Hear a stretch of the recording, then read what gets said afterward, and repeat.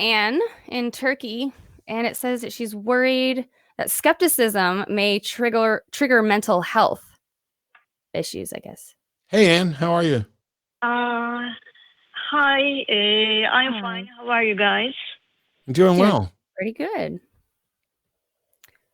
Why are you worried about skepticism? I worry about skepticism because I'm 48 years old now, and when I was 24, I had a psychotic episode which lasted for a few days. So in those days, beforehand, I was sleep deprived and thinking a lot about why I came to this world, why do I have a consciousness, why all these questions, and then these questions just blurred in my mind. And then what doctors call me, I had an atypic psychosis. So after that, I did work on science. I'm a researcher now.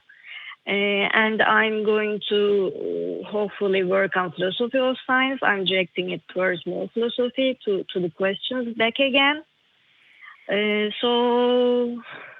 Okay. Why are you attaching this psychotic episode to skepticism because you were thinking about things at the time? Are you saying that that's why you think it happened? It was probably thinking a lot. Why do you think that thinking a lot caused your psychotic episode?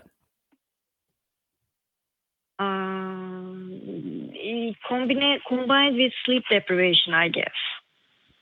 I can see sleep deprivation. I mean, I'm not a doctor.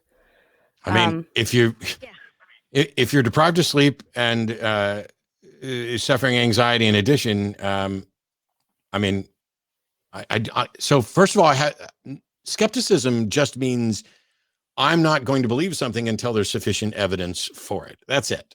I don't know how that could cause or trigger mental health issues. It wouldn't if I guess I learn it well. So, yeah, I think the only mental health issues I could see skepticism amplifying seriously would be a sense of anxiety and dread as you begin to recognize that the right answer to more questions is, I don't know. And so if you apply skepticism and you're like, I don't know what the answer to this is, I don't know what the answer to this is, I don't know what the answer is, that can be anxiety inducing, but it's not the skepticism that's inducing the anxiety. It is the notion that you should have answers to this. Just like if I convince someone that there's no heaven to go to, that's not me doing harm to them. That's me undoing harm because someone convinced them that there's a heaven for them to go to. And if somebody convinced you that you should know the answer to why there's something rather than nothing, then the honest skeptical recognition that you don't know the answer can be stressful. But the stress is caused by the notion that you should have an answer. But that's also signifying that there's change. It's signifying that there is stress, so there's change, so you're growing. So once you kind of get through that, like it sounds like this happened when you were much younger. Did it happen again? No, it didn't happen again. No. So it sounds like maybe the skepticism, it was kind of like ripping off a Band-Aid. You know, it kind of maybe hurts for a second because it's a shock and it's different. But do you think that maybe you think it's a good thing now?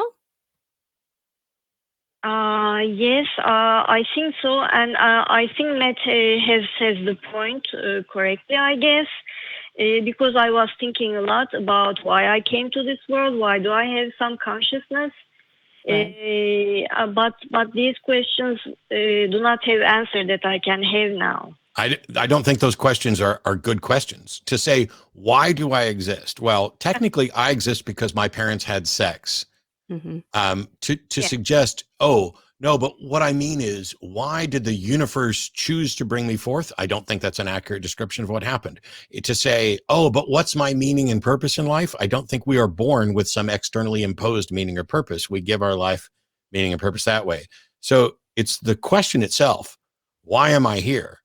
Seems to me that the only answer is, that's not a why question. You get to make of your life whatever you want within reasonable limits.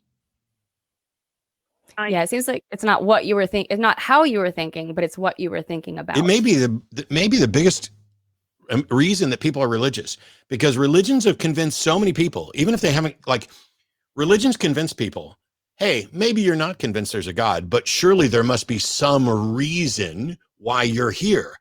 Everything just doesn't happen. It's not all random. So there must be some reason why you're here. And now they've created a void which doesn't exist. They can fill it with their God. People, my favorite statement that I ever came up with, which was a twist on somebody else's, because they said, religion poisons you and then offers you the antidote. And I said, no, that's wrong.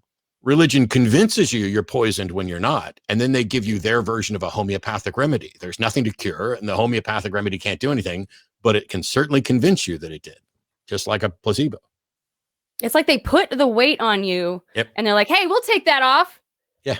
Why have it there? Or in the case of Christianity and salvation, it's like God threw you overboard and is dangling Jesus as a life raft. Yeah. Life is so much better without all that stress. Amen. Oh my gosh, I said amen. That guy in Mexico is going to have an aneurysm. Obviously, there's a God. Yeah, probably because he doesn't know that amen just means agreement and isn't necessarily religious, but okay. Somebody's going to clip what I just said. All right, let's... How else can we help? Guys? What do you think we can do?